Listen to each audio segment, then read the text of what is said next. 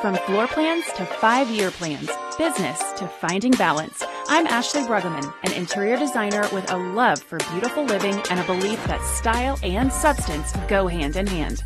I'm pulling back the curtain on design, resilience, and entrepreneurship. Expect real talk, refined tips, and just the right mix of polish and personality.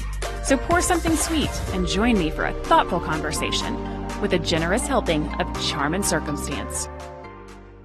Hey friends, and welcome back to Charm and Circumstance.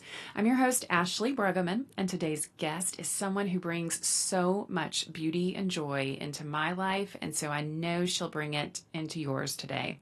I'm thrilled to introduce you to my friend Julie. She is magnetic. She's hilarious. She's full of faith, and she has this way of making every person she meets feel like the most important person in the room. You'll see what I mean in about 30 seconds. Today, we're diving into a fun topic, daily rituals, not routines, not to-do lists, but those small, meaningful rhythms that help us feel anchored and connected to who we really are. We talk about joy, faith, chair yoga, yes, really, and how sometimes it takes 50 years to find exactly what you are made to do. So whether you're walking, driving, folding laundry, or hiding in the bathroom for 5 minutes of peace, we're glad you're here. Let's get into it. All right, Juju, I am so glad you're here. It's so good to be here, Ashley. I needed a little dose of you today. Aww. So, first things first, we've known each other for at least 18 years, right? 18 years. Yeah. Because your son was just born. He was like a tiny little baby. Little tiny baby. In the little infant carrier. Yeah. And at our Bible study. Yep. With our ex-husbands. With our ex-husbands from a wackazoid church. But we won't talk about that today. Won't. No. We won't. When I think of the topic of joy, I literally think of you. Oh, that's too sweet. I have a feeling that just about anybody who knows you would feel the same way. So I'm thrilled to have you here for this topic today. Thank you for inviting me. So you've done a lot of things in your career, moved through different phases of life and different relationships and all the things. So from personal to professional to, I don't know what else there is, just maintaining sanity. You seem to be so in your element now at a little boutique here in Lexington where we live called Ada and Low. And I would say, so first of all, Julie brings her little dog into work every day. And the dog's name is Dixie. What kind of dog is she? She's a Maltese and a Shih Tzu mix. Okay, yeah. And she's full of sass. That's right. She's the boss of all of us. She is. All 2 pounds of her. That's right. And like the locals know Julie and Dixie, and they go into the shop expecting to find Dixie. And if she's not there because it's raining, they throw a fit sometimes. And why doesn't she come in when it's raining? Because she won't go outside to go to the ladies' room. Oh, I mean, can you blame her? I know. She won't do it. Okay, so when people walk in to Ada and Low, they are like instantly greeted by this like, hey, from Julie. I mean, it is like the actual presence of joy. But tell us a little bit about the backstory on how you ended up at Ada and Low. Okay, the owner of Ada and Low is Carol Worsham, and back in the day, I was her personal assistant. And she ran a company called Winterwood Incorporated, which was a property management and development company. And she had businesses throughout the country, so she needed me to help her. And so let's fast forward a bit, and she retired from that world, and I ran into her on Southland Drive where Ada and Low is located, and she said, hey, I've got a project for us. Well, I thought, well, all right. What could that be? And she said, well, I'm getting ready to open my boutique of my dreams. And so she named Ada and Low after her mother and her mother-in-law because Love that. they love shopping for beautiful things. And so I went to work with her and fell in love with it. I had never done retail. Carol hadn't done retail.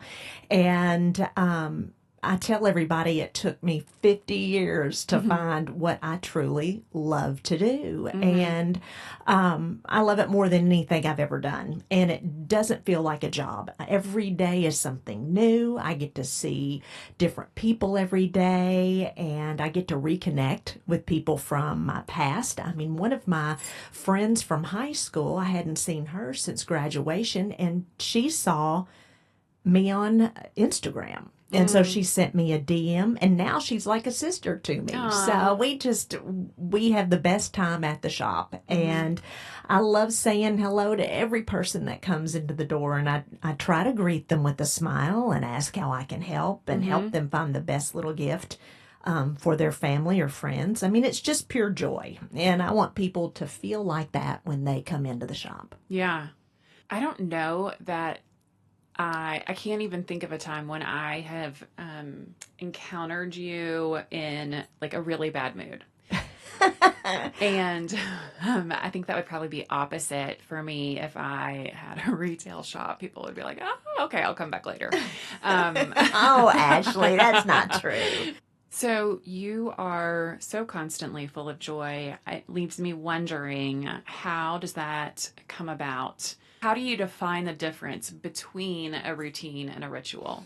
A ritual is something you do to feel something. A routine is a check off the box list. So what I try to do in my case is that I want to be brought back to Jesus. I want to get through the day. I want to feel joy. I want to be present in it. I want to purposely put myself in that mental Right. state. You're not doing it just to do it. You're No. doing it for what you get out of it. That's right. Right. That's Okay. right. Was there a moment in your life when you realized that you needed more joy or more intentional joy? Well, like when you get in life and you think, when is my life going to get better? When is that moment that I'm going to be so happy and relaxed and just slowing down in life? Well, no, midlife, it hit me hard. Midlife is not that moment. No, it is not. And there was that shift, what can I be doing to make it better? Right.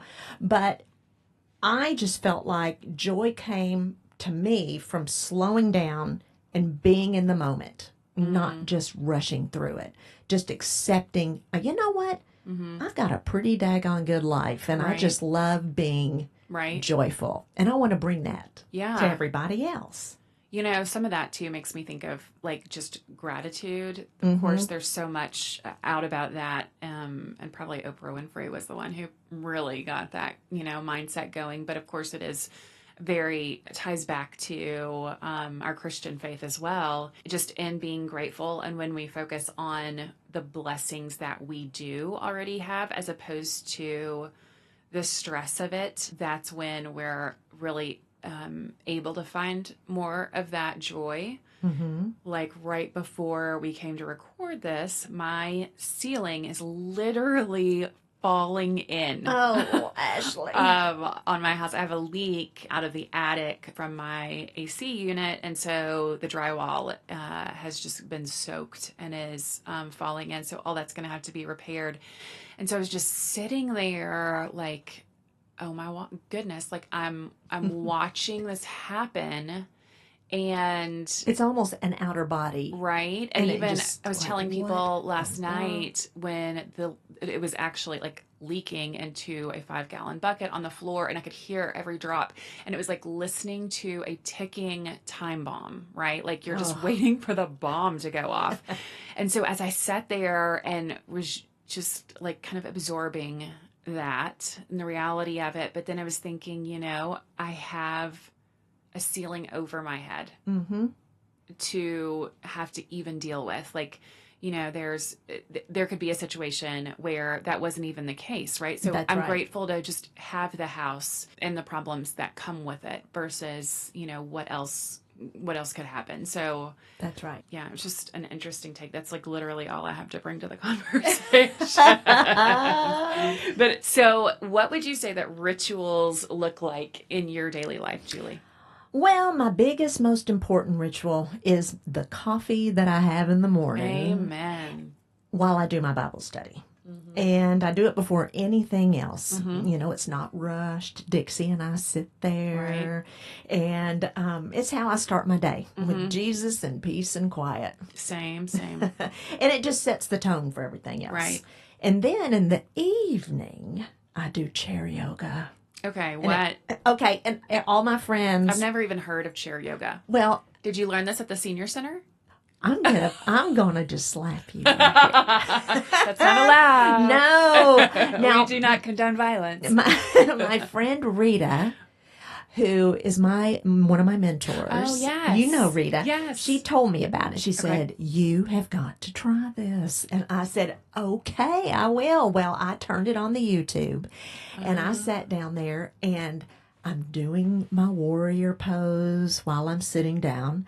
I am stretching. I'm doing all of my stretches. And what's the point of it being in the chair?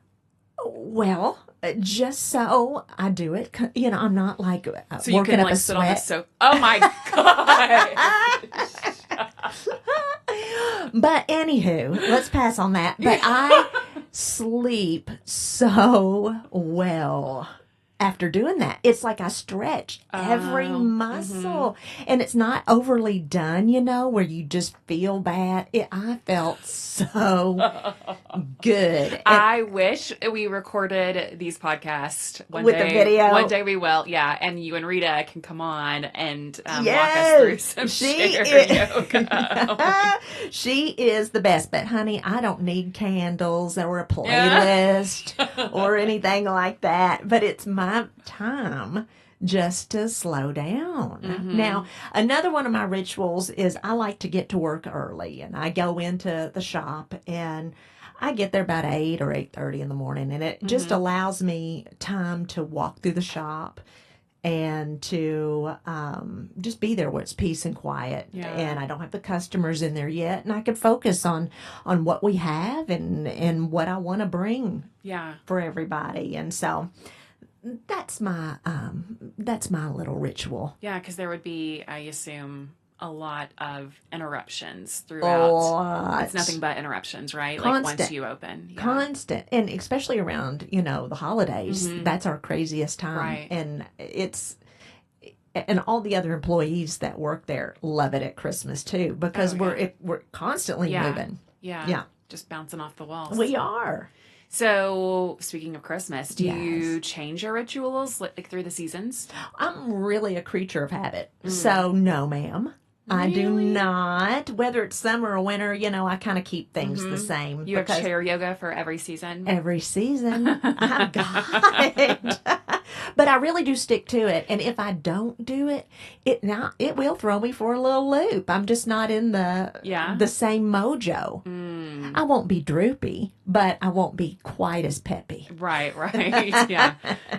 Your minimum is a lot of other people's like base level. So so how do you protect your time for these rituals? Like if you are dragging. If I'm dragging, I still got to do my rituals. Yeah. I still have to, because they're essential. Like I said, I mean, I really do safeguard that time. And I make space for it. I don't apologize for it. Now on Tuesday nights, we've got Mahjong. And I have to get home in time to do my chair yoga, because if not, I might be. Do you do it 7 days a week? Well, yes. How long does it last? 23 minutes. And it might fluctuate to 28, but that's it. For the advanced. Everybody needs to do it. I'm telling you. Oh, my word. When I think of rituals that I guess that, I have, I I would say they're similar to some of what you said. Like, I have my time with Jesus and journaling in the morning, and Audrey, my little Maltipoo, who is named after Audrey Hepburn because I love Audrey Hepburn. She cuddles in right next to me like she knows that's our time. It's snuggle time for her, obviously. And that is a great way to start off. And again, it brings me back to gratitude. Instead of focusing on all that overwhelms me, it turns into more of remembering all of the blessings and what that you're I have. thankful for. And recognizing that instead. And one of my friends has a ritual of taking a hot bath every night. Like at 8:00, she is in the bathtub. And at first, when I heard this, I was like, oh my gosh, how old are you? And then I tried it. Yeah. And kid you not, it is like one of the most amazing things. You sleep better. I have seen where people have published studies saying that, there's actual data showing that it is really good for you and will help you sleep. Maybe I need to add that to my... Yeah. The problem is that's, a solid hour, right? So you got to start like winding down pretty early. And then I love to read in bed, like fiction, not any kind of like self-help or anything too heavy that gets my mind, thinking and like coming up with ideas and whatever. I just want to kind of escape into fiction. And so I like to pull out the book and read, but I have found myself oftentimes, like I get in bed, I pull the book out that I'm reading and I set it on my lap, and then I pick up my phone for one reason or the other, and like it's off to the races. Yeah. I never put it down, and I'm like, I recognize I'm sitting here on my phone and my book is sitting shut on my lap. Yeah. And before I know it, it's like 11:00, and I'm like, oh my gosh, I'm too tired to read now. And you've your wasted. Eyes are like scarred up from the blue light or whatever, and it'll take you another hour and a half to even go to sleep. Right. And it's like, what are we doing? So I feel like jacked up. A while back, I was better about controlling it. And now I am, it's just terrible. And so I ended up buying an old school alarm clock on Amazon. Really? The twist up kind or the plug-in kind? Twist up. The kind you turn. Right, oh my gosh. Like from 1985? Yes. No, it is battery operated. Oh. And it doesn't tick very loud either. And it's pretty cute for a $12 clock. And so I then plug my phone in my bathroom. So I would have to get out of bed, and I'm not getting out of bed to go get it. And so, I have noticed since I started doing that, like after I wash my face and whatever, when I get into bed to read, I leave it in the bathroom. I'll notice, like I get in bed, I start to read, and then I have that like whatever is happening in my body to say, pick up your phone. Yeah, and the addiction. Yes. And then I'm like, I don't have it. And so I've taken that power away, but that's been so, so helpful because it's just, that totally screws everything up. You go to sleep late and then you can't get up at the same time that you want to in the morning, or you're just dragging in the morning. Drag-assing. We don't use those words here, Julie. No, I'm so sorry. I was raised in Frankfurt. Okay, by the way, if you're from Frankfurt, we love you. We do. We love you. Okay.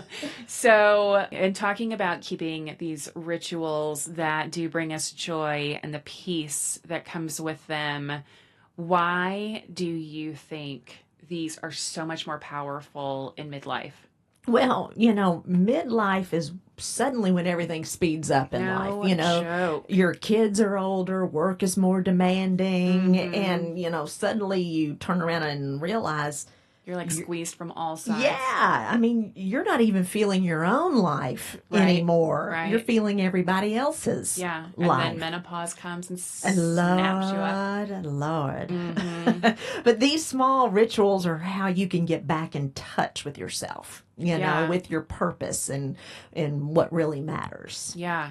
an escape, like whatever is kind of weighing on your shoulders. That's right. And you have to kind of erase everything else. Yeah. And focus back in. Yeah.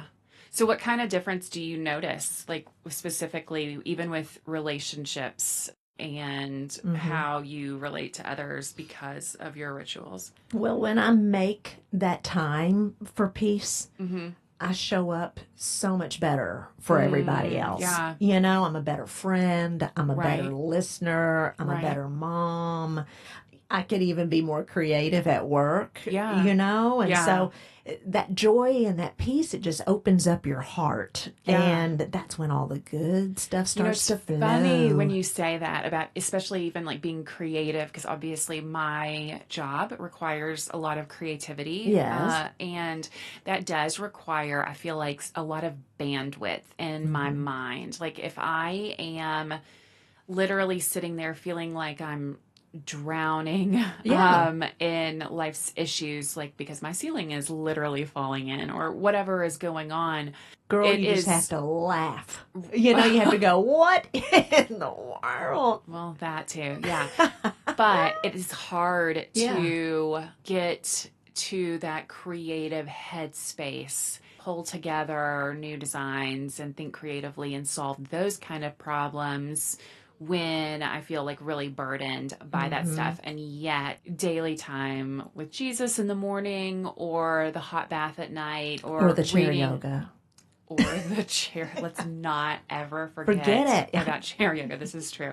Or reading some quality fiction. What are some rituals that you've seen other women do that's inspired you? In addition to, of course, the chair yoga. Well, you know, this one friend of mine, she tries to find 3 things that she's grateful for and writes them down in her journal. She journals. Is it not Oprah? No. I'm not tight with her yet. Okay.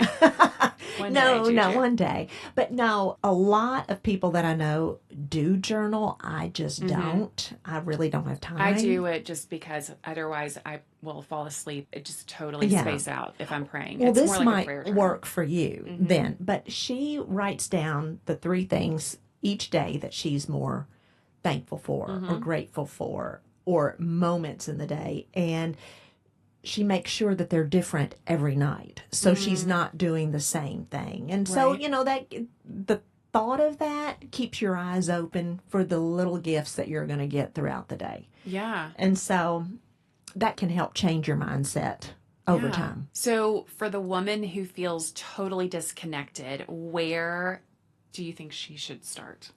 Start small. I mean, if I can do it, right?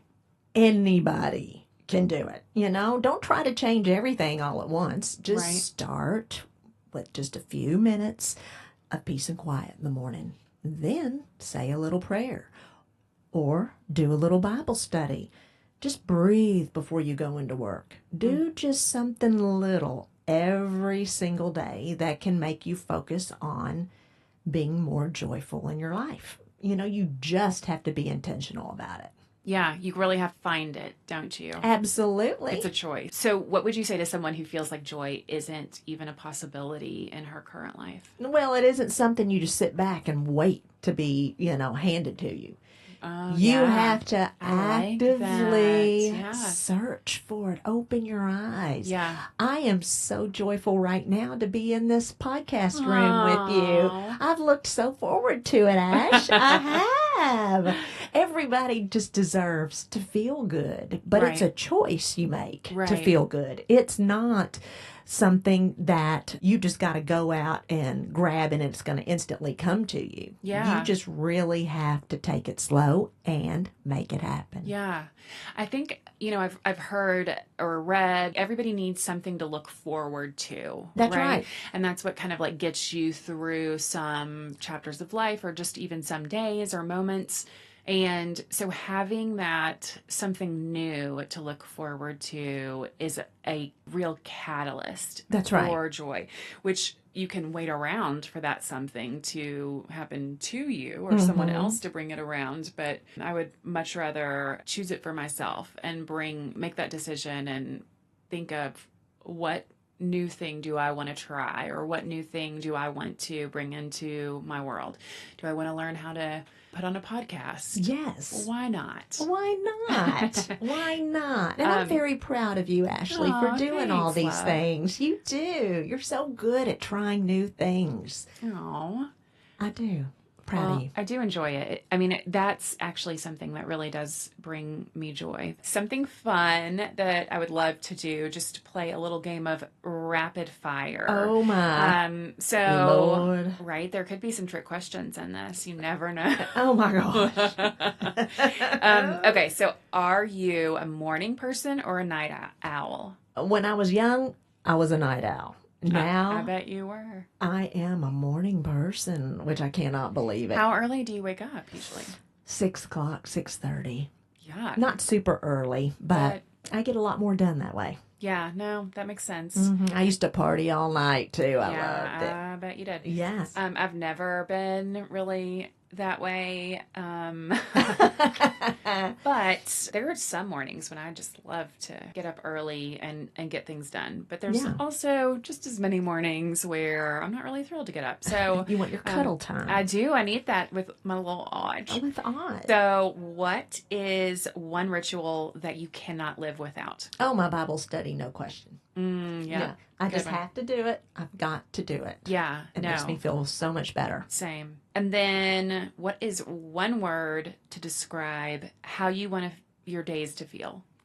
I want love to be the word, because I want everybody to feel loved. I want everybody to know that when they come into Ada and Lo, we love you. You know, we love you. There's and I want no people doubt to know in my that. mind that anybody comes into that shop and doesn't feel that from you. For sure. That's so sweet, girl. Girl, you're welcome. All right, Julie, thank you so much for sharing your rituals and your story and your heart with all of our listeners today. I know I speak for everyone listening when I say we're officially in love with you. I hope today's conversation reminded you that joy doesn't have to be loud or complicated. It can be quiet, personal, and yours. If you loved this episode, please share it with a friend, leave a review, or tag us on Instagram at Charm and Circumstance or Ashley Morgan Interiors. And of course, go follow Julie and stop by Ada and Lo in Lexington. You'll be glad you did. And you can find those handles in the show notes. Carol, I hope you're listening because I know you're proud. Until next time, friends, may your days be filled with a little beauty, a little laughter, and your own personal rituals of joy. Thanks for joining me on Charm and Circumstance. Be sure to subscribe, leave a review, and follow along on Instagram because charm is personal and circumstance is what you make of it.